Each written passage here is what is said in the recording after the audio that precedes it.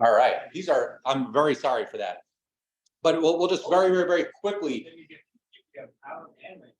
I'm really sorry. Very, very, very, very quickly, right? The point of the Mishnah is there was some sort of football in the get, right? You were supposed to have written the Minyan Hashanim. So when we say the get was January 1, whatever year, nowadays we typically say in the get, the Minyan B'rias Olam, so 5783. In those days, they would write it according to the year of the kingdom that was, the present kingdom. So if you were a man in Persia, like the protagonist of our Mishnah, you should have said, this is the third year of the ruler of, the Persian kingdom. But in the first few cases of the Mishnah, what the person said was, a kingdom of Eretz Yisrael, so the Roman kingdom, or Yavan, or some other minion, whatever it is. We'll go through it in the Gemara. And therefore, with the Mishnah, the halacha of the Mishnah was, should this woman have remarried, she's Keitze Mizeh Umizeh, this is the Knash. She has to get a new get from the first husband. She has to get a get from the second husband, and she loses out all of these things. She doesn't get a ksuba. She doesn't, and importantly, her sons, her children from both marriages are mamzerim. Now, again, when we say her children are mamzerim from the first husband, doesn't mean the first husband prior to the divorce. Those are clearly good children. What it means is, let's say she got a get from the second husband and now goes back to the first husband. Any children from there would be a mamzer. But what we were speaking out, which is again critical to speak out in this Mishnah, is that there's a machlokas Rashi Tosfos which one of these husbands is she actually married to. Rashi says she's really married to the first husband. This was not a good get on a real level. The defect over here is a defect on a dioraisa level, and therefore the children are mamzerim. Any children she have with the second husband are mamzerim. Tosfos says that can't be shot. There's no way a football like this would be defective on a dioraisa level, and therefore, of course, she was divorced to the first one. She's really married to the second husband, but still, we say she needs a get, and again, it'll play itself out. That machlokas plays itself out through literally every single case going ahead in the Mishnah, right? So where we are in the Mishnah, we are 3 lines from the bottom. Below zeh, so we are ayin tesam at base, 3 lines from the bottom. The Mishnah says, below zeh v'zeh mitamin la. Each one of the husbands, let's say they happen to be kohanim, right? They are not allowed. So that's exactly, when I say that machlokas Rashi Tosfos says, that's exactly what I'm talking about. So Lefishikas Rashi, where the first one is the one that's married to her. So the second one, if he's a kohen, of course he can't be mitamin her because he's not even married to her at all, right? No, I know where you're going. I know where you're going. The first one, the chiddush of the Mishnah is that this is the knaf, even though it says his proper wife. The Mishnah says this is a knas, that he's not allowed to be mitamin her. According to what Zevi's saying, according to Shitas Tosfos, how was the second one, right? The first one is divorced, so therefore, clearly he's not allowed to be mitamin to his ex-wife. The second one is a kohen. How is he ever even able, even assuming it was a good get, how did he ever get married to her in the first place, right? She's a grusha, so why? But mechatesi, that if a husband, a kohen, gets married to a grusha, kedushin is tofes, according to most Tanaim and Shas, right? Not Rabbi Akiva, but according to most Tanaim and Shas, the kedushin is tofes. So maybe I'll say that so long as the kedushin is tofes, a kohen, he's not allowed to marry her. But if he does and she dies, maybe he is allowed to. They are married, right? So this Mishnah, according to Tosfos, would say that no, notwithstanding the fact that kedushin is tofes, the knas is that he's not allowed to be matame to this girl. But Zevi, that is exactly the point. With every single one of these cases, you got to work through Rashi and Tosfos what's going on, in these cases. Either way, let's continue going because it's a long Mishnah. Below Zev is Zakain, both of the husbands are not going to be Zocha, below Mitziasab, below Ma'asiyadeh, not only, in the things that the Mitzias that she finds, her earnings, below Faras and Dara, neither of them can be made for her Medarim. Hais Abbas Yisrael, if Selas Mina Kahuna, if she was Abbas Yisrael, she is usher to the Kahuna. And again, it makes a huge difference just understanding the case, which way you're going. According to Rashi, you would say she's a Zona. She's married to the first one. She was a Zona because she now is married to someone else, not married, but you know what I mean. And therefore she's a Zona, therefore she's usher to the Kahuna. Tosfos would have to learn this a little bit differently. On the top of Pei Amid Aleph, Bas Levi, let's say she was a Bas Levi, she's Mina Meiser. She's no longer entitled to Meiser. Rashi says it's a Knas, that she wouldn't be allowed to partake in Meiser. Bas Kohen, if she was a Bas Kohen, Mina Truma, she's no longer allowed to partake in Truma. The Ein Yarshin Shalzeh, the Yarshin Shalzeh, Yarshin Ksubasa. Her children from either the first marriage or the second marriage are not going to be entitled to Yarshin, her Ksuba. Now again, the Gemara asked back in Yavamas, we had a very similar Mishnah, who said anything about a Ksuba? She lost her Ksuba. Why would there even be a Ksuba for her children to be Yorish? So Rashi says over here, this is the comeback of the ksubas banin dichrin, right? So if you recall what that is that if a wife, in those days, husbands could have more than one wife. So there was always a concern that if a woman's family brought nechasim into the marriage, nichsei milug, and she predeceased her husband, and the husband had children from all different wives, this property would now leave the family. It would go into, the other family. So there was this concept of a ksubas banin dichrin, and therefore, if a wife should ever predecease her husband, any nechasim that she brought into the marriage that now is inherited by the husband will specifically go to the children of that wife. And what the halacha of the Mishnah now is saying, that if there was a foot fault and a woman got remarried when she wasn't supposed to, her children lose out the schus of the ksubas banin dichrin. V'im mesu, let's say one of these husbands die, and we now are in some sort of yibum chalitza situation. Achiv shal zeh, the achiv shal zeh, holds in below miyavim. There's no yibum is done. At the same time, you don't say there was a good get, and therefore something has to be done. So everyone does chalitza. That's what we do. Okay, period. Shina shmo v'ushma. Let's say the solver makes even a bigger mistake. He messes up the names, right? Or Shein Iro or Shein Ira. He messes up the name of the cities. Again, Teitze Mizeh Mizeh. She's needs to divorce, and all of these penalties apply. The Gemara is going to get into why didn't we just include this? We had a whole list of things, then we kind of stopped, and then set another list of things. So the Gemara is going to address that. So the next thing, before we say it, is probably worth speaking out. We're going to get into a little bit, knee deep into Yavamis a little bit. So the very first mission of Yavamis, we recall, said that there are 15 women, there are 15 arayas, that if they fall to Yibum, they're pater mina Yibum mina chalitza. We'll just go through one example. We'll say the example of the Mishnah, and we'll read it inside. Let's say Reuven and Shimon are brothers, like every case of Yavamis has a set of brothers. And Reuven, who's going to be the one that dies in our story, Reuven has two wives. One of them is Shimon's daughter, which is allowed to do. You're allowed to marry your own niece. Reuven dies, and we're in a Yibum situation. Doesn't have any kids. Well, Shimon can't marry his own daughter. That's the halacha of very first Mishnah in Yavamis, right? Therefore, she's clearly pater min Yibum min chalitza. But the halacha of the very first Mishnah in Yavamis is that not only is the erva herself pater min Yibum min chalitza, but even the tsaras erva, even the second wife, also is now mutaras l'shuk. She doesn't have to do Yibum or chalitza. So what if she goes and she gets married, like she was totally allowed to do? She gets married. What happens? We realize that the erva, Shimon's daughter, is an islandess.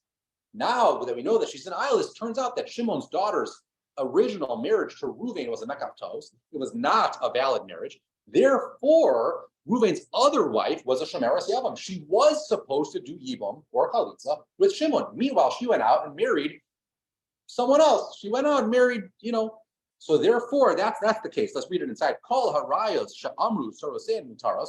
So this is Reuven's other wife goes and gets married. V'nimsu elu alienus, and now we see that the erva, Shimon's daughter, turned out to be an alienus. Teitze mizeh umizeh. Reuven's other wife needs to divorce her current husband. She also can't now do yibum. Rashi says, what does it mean? Teitze mizeh umizeh. She clearly can't marry Reuven. Reuven's dead. But the point is, she's not even allowed to marry. She's got to do chalitza. She can't marry Shimon. She can't do even if she wanted to. And all of these other knasim apply. Yeah, the Gemara is going to get into it. So the next case is a little bit simpler, but it's also Yavamis. So let's just again speak it out outside quickly. Let's say again, Reuven and Shimon are brothers. Reuven has two wives. None of them are related to Shimon. Just two wives, right? And Reuven dies. The halacha is that Shimon has to do yibum or chalitza with one of them. So let's say Shimon does yibum with one of them, but only one. He only has to do one. The other one is on mutal l'shuk, right? So she goes and she gets married. Turns out Shimon's new wife is an islandess. Same exact problem. So let's read it inside. Kohen says Yevimto, Shimon marries his Yavama. The halcha tzarasav, and he says la'acher. And now Reuven's other wife goes and marries someone else. Then Nin says zu shahaisa alinis. And now Shimon's new wife, which is Reuven's old wife, turns out to be an islandess. Same idea. Reuven's first wife, or the wife that is now married to someone else, needs to teitze mizeh umizeh. She can't even do yibum with Shimon anymore, and all of these penalties apply. Loses her ksuba, the whole 9 years. New cases. Kasav sofer get leish v'shover leisha. So again, we have to recall. Imagine everyone sitting in a conference room to go through this get process, and the husband gets a get that he's not supposed to give to the wife.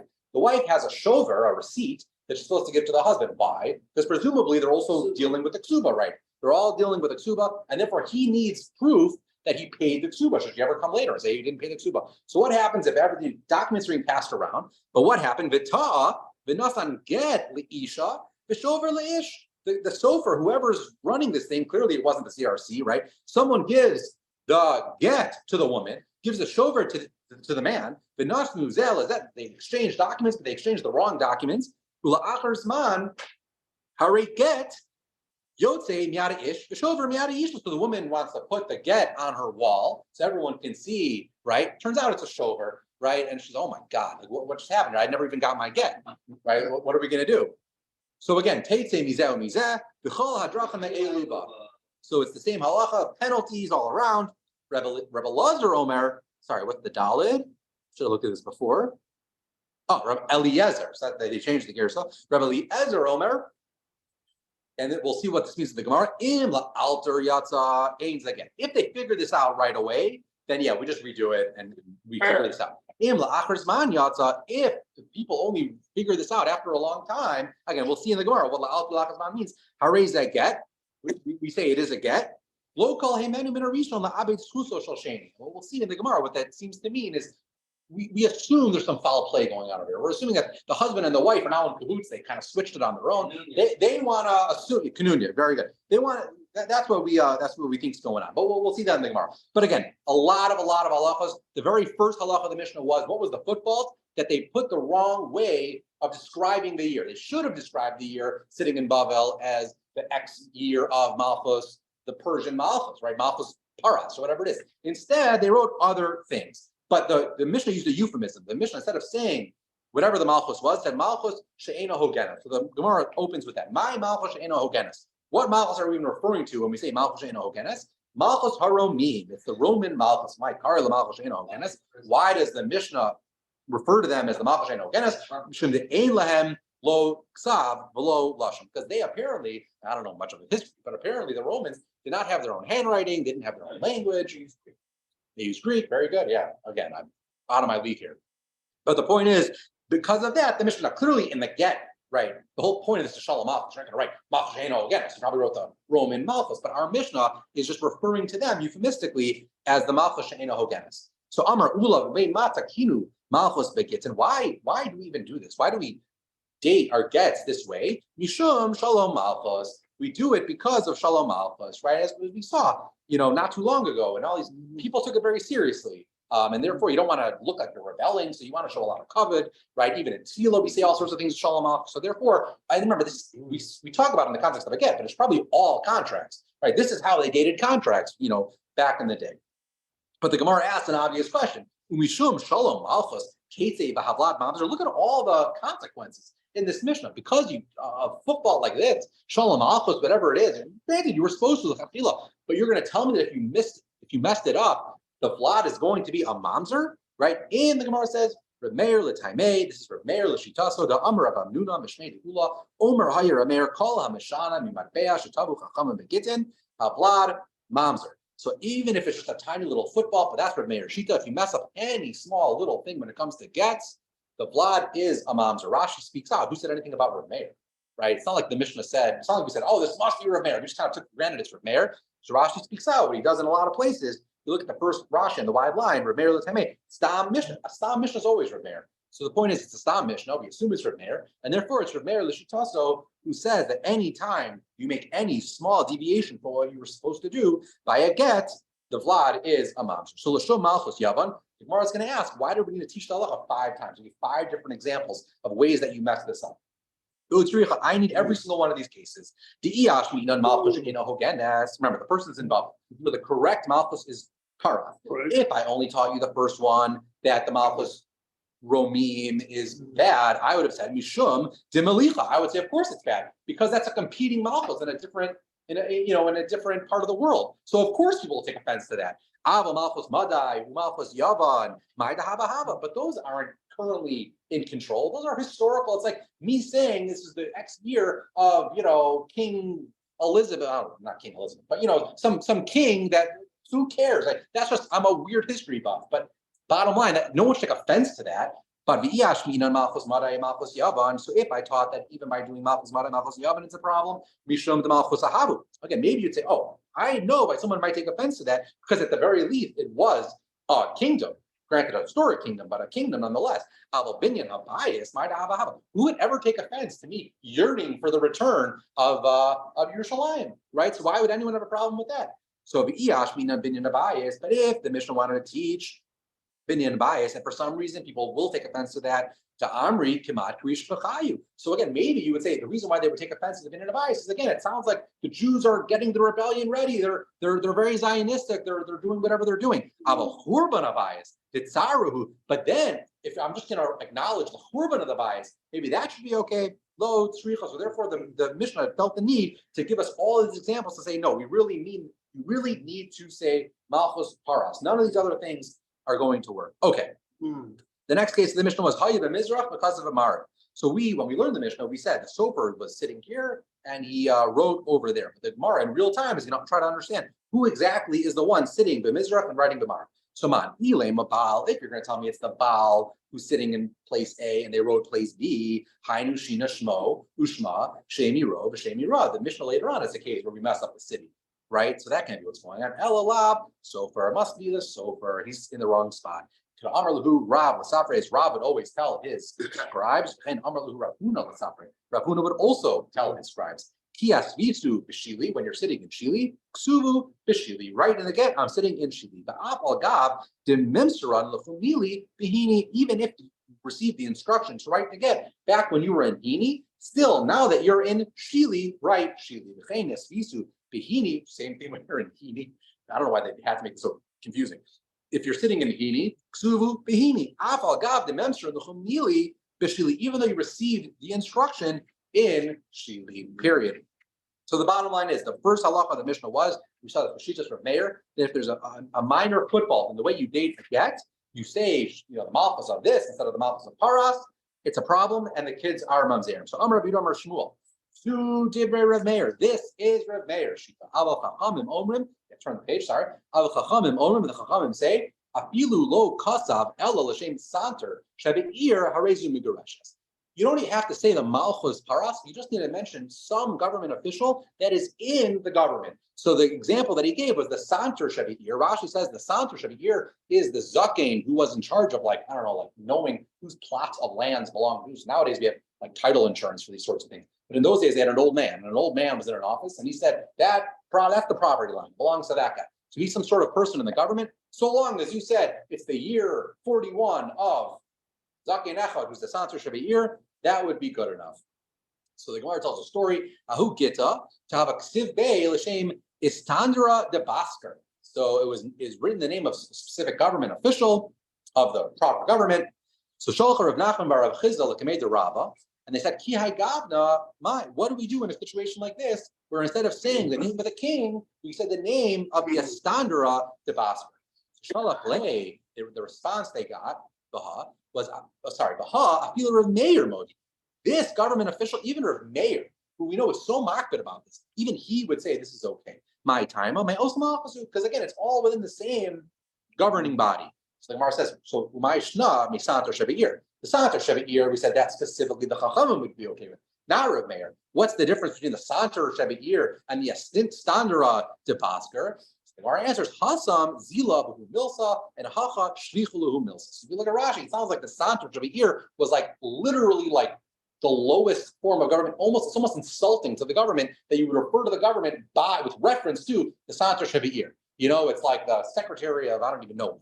Right, as opposed to the Estandra de Basker, that's like the Secretary of State. It's a real legitimate government official, and therefore no one would take offense if you're referring to the government with reference to the Secretary. They're saying 54 council, not the alderman, but the 54 Democratic Party. The party, Department of Sanitation, only on Tuesdays or something.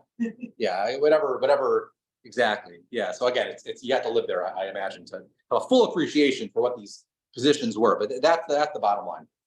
Amar of Abba, Amar of Huna, Amar Rav, Zu, Divrei Rav, same idea. The halacha, the Mishnah, one small football, Vlad Mamzerin, that's Shitas Rav Meir. Abba Chachamim, Omer, Mavad Kasher. The Chachamim, maybe they agree with the halacha that L'Katchila, obviously you do have to put the king. You're manufacturing Mamzerin. Exactly. It's a real problem, exactly. the Chachamim say on a b'diavad level, you don't have to be as concerned, and then the blood would be kosher. But umodim Chachamim the Rav Meir, but the Chachamim would be modim Rav Meir, Shem Shina Shmo, Ushma, Shem Yiro, Shem Yira. That's already a more significant mistake. You messed up the name, and they're Shah blood mamzer. The blood would be a mamzer. Amar Rav Ashi, Ap Ananam Etanin. I can prove your chiddush from our Mishnah because the Mishnah said Shina Shmo, Shma, Shem Yiro, Shem Yira. All of these penalties apply. So ha manik tanilo. Who's the author of this part of the Mishnah? Elam Rav Meir. If you're going to tell me that this is all Rav Meir, so there vinu v'listninu. So then why do we have two separate lists? Rav Meir gave a whole list of cases. Then we kind of broke and said another list of cases. Just have them all in one list. It must be el shma mina rabbanan shma mina. Must be that the first part of the Mishnah was Rav Meir, and the next part of the Mishnah we kind of spoke this out when we were learning the Mishnah. But the next part of the Mishnah is the Rabbanan saying that they basically agree with these cases with Rav Meir. So now we had a bunch of Yevamah's cases. And again, just to quickly chazir the case, right? Reuben and Shimon are brothers. Reuben has two wives. One of them happens to be Shimon's daughter. And, so therefore they are both patur from Yibam and Chalitza. Turns out that Shimon's daughter was an islandess. And the Mishnah said, and we're going to be medayik the Lashon, but the Mishnah said that Reuven's other wife, not Shimon's daughter, went and she married a second man. And then they realized that it was an islandess, and then you have all these problems. So the Gemara says, right, nisu in, zinu lo. It's very much implicit from the Mishnah, not even implicit, it says it in the Mishnah, that it's dafka if Reuven's second wife, not the Arabah, gets married to a second person, that you have all these problems. But if, let's say she was just Mizana, she never got married, she just she had bia with some guy, then she would be entitled to have yibum with Shimon, right? Because the Mishnah is very clear. It says nisu, she's not allowed to have yibum with Shimon. But if she wasn't nisu, if she just was mizana, then notwithstanding the fact that she was a shomeres yavam who was mizana, she still would be able to do yibum with Shimon.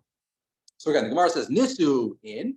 Zinu lo leimatavet yufta Rav Amnuna. Maybe we should ask this as a shaila on Rav Amnuna, the Amar Rav Amnuna, because Rav Amnuna taught a halacha that a shomeres yavam shezinsa. If you have a shomeres yavam who's mizaneh, asura liyama, she would be ushered to the yavam. She would be ushered to Shimon. And here, it's from our Mishnah, it's very clear that if Reuven's second wife, just give her a name at this point, but if she was only mizana, she didn't marry someone else, she would be able to do yibum with Shimon. Mm-hmm. So it's the kasha on Rav Amnuna. So the Gemara says, no, don't be. It's not such a kasha. Lo nisu v'huadin lazinu. You're right. The Mishnah has used the word nisu, but the same would apply if she was only mizana.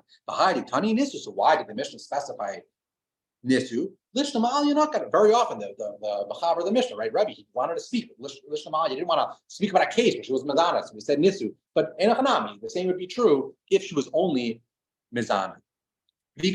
Some learn this the other way. Nisu, some people learn the Mishnah, they saw nisu and they said the same would be true if she was only mizana.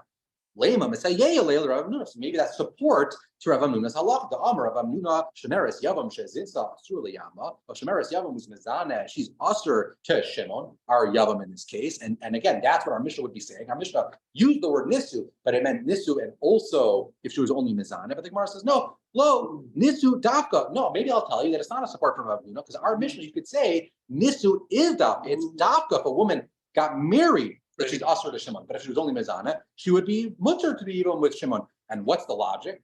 Mishum de michlafa beisha shalach ba'ila medina sayam. Because our concern, we're very, very concerned about, and this is towards the end. This is the first Mishnah on the 10th paragraph of Mesechus Yevamos, right? The case is where a woman has a husband, he goes to Medina Sayam, doesn't hear from him. Eid Echad comes and says, "You are free. Husband is dead. You are free to remarry." She goes. And she remarries. She was totally allowed to. Sure enough, husband walks in the door. So we have all these problems, right? It's all the same halachas from our Mishnah apply. So what the Mishnah is saying, you would have a havamina that our Mishnah we're only going to apply the halacha if this woman actually got married, similar to the case of Yavamas, where she actually got married to a second person. And there was a call, and she got married, and we saw she had a second husband. That's where all these halachas are applied. But if she was only mizaneh, that's something that's generally done discreetly and people don't really know about it, we wouldn't be as concerned and we would let her do yibum with Shimon. Okay. But then we're getting back to a question that, Ozzy was very bothered by. which is, in these Yevamah's cases, a little cruel, right? She really didn't do anything wrong in either of these cases, right? So what is going on over here? And not only that, why do we need two cases, right? Two cases teach me the same halacha. It just doesn't really make sense. So the Gemara is gonna, again, to reiterate, the first case I think we just spoke out for a second time. The first case was there was an erva, and the erva turned out to be an islandess. The second case, there wasn't even an erva. Reuven just had two wives. One of them did Yibam with Shimon. She did Yibam, right? And then it turned out she was an islandess. So the second one who had no, right, she married someone else. Again, she ends up with all of these penalties. So the Gemara says, Tzricha, I need both cases. If I only had the first case with the erva, mishum deloa kayim mitzvahs yibam, I would think that why are we penalizing this girl? Because she never even did yibam at all. Meaning she knew that they were patur from yibam because of the erva. And the way Rashi understands, because there would be no yibam at all, she on some level she had some responsibility to at least wait until this girl that is patering her from yibam shows signs of bagros and is not an island. Meaning it's one thing you would think if maybe there was a mitzvah of yibam, someone was Makayim yibam, right?